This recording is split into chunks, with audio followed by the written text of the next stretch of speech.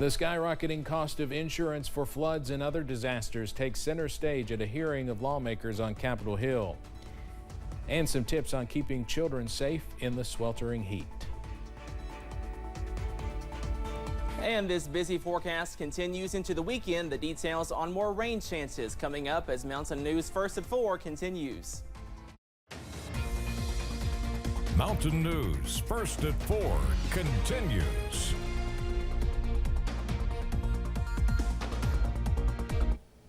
The cost of property insurance in flood-prone areas keeps going up if you can get it.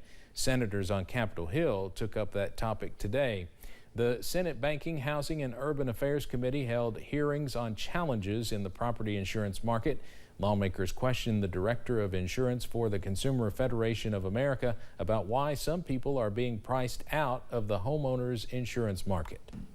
There has been inadequate oversight of state insurance markets around the country and some terrible rules that require some of the big state public insurers of last resort, the Citizens in Florida and Louisiana, to actually charge customers more than the actuarially indicated rate. That makes no sense. Why are we making last resort insurers charge more than they need to charge to provide coverage? Heller says some homeowners who do not have great credit find their premiums skyrocketing.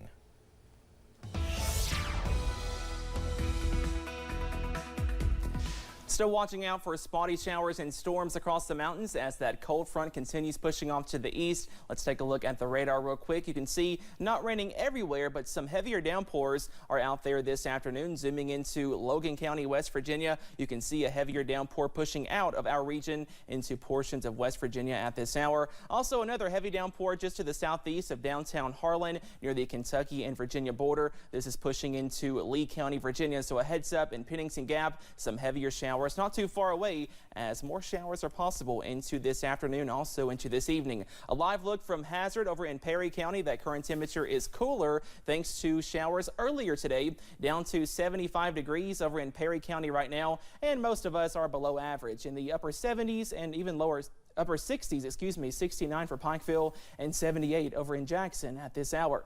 As we go into this afternoon, also into this evening, watching out for those temperatures to fall into the 60s and then middle 60s as you wake up and walk out the door on Friday. And more rain chances on the way on Friday, also into this weekend. Those details coming up in just a few minutes. Steve? All right, Cameron, thank you. Much of the country is just trying to stay cool in the middle of a heat wave. Children are one group that can be more vulnerable. CBS's Michael George has more on how to keep kids safe when the temperatures are soaring. This September scorcher is forcing schools around the country to dismiss early or close to give students a break from sweltering classrooms. That's welcome news for this Baltimore family. They had them early release from school. So we said, okay, maybe we should come to swim. I'm really excited to go swimming.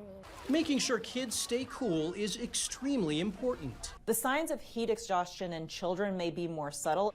That's because they don't regulate their body temperatures as efficiently as adults, and children may not recognize the effects of the heat, according to CBS News medical contributor Dr. Celine Gounder. What should adults be looking out for?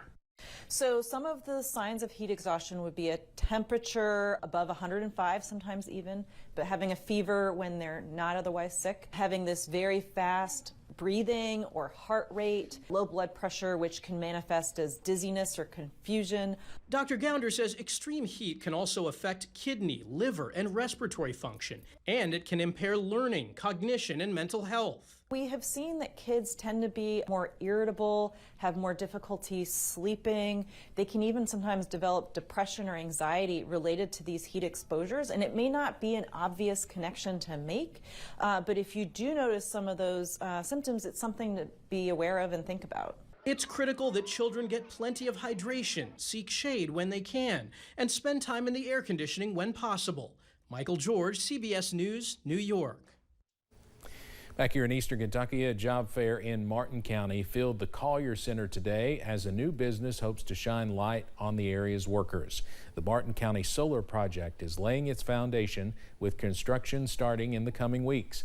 Today, partners with Eadlin Renewables, Savion, and Overland Contracting joined county officials to celebrate what they say will create hundreds of jobs in the area. The industries will find that the people here have those skills that were developed in the coal mine, especially those skills associated with safety and the ability to tinker. And so I think that it's a perfect fit. I think it's going to be a tremendous benefit for us here for jobs and for local government.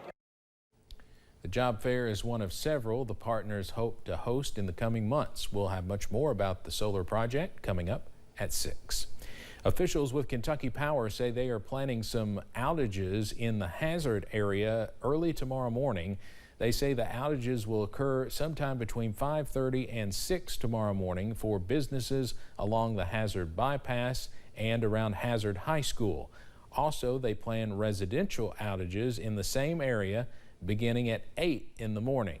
Now, Kentucky Power says the outages should last no longer than 15 minutes. Sports betting is now legal in the state of Kentucky, and one Southeastern Kentucky gaming center is ready to take those bets. County and city officials gathered to make their first sports bets at the Mint Gaming Hall in Whitley County this morning. Williamsburg Mayor Roddy Harrison says it is surreal to see Kentuckians able to legally bet on sports. Not to sound corny, it was surreal that the day has finally come to when you can do that and be a part of, wagering and stuff. So yeah, and I think it was pretty cool too because, it's not Twitter anymore, it's X.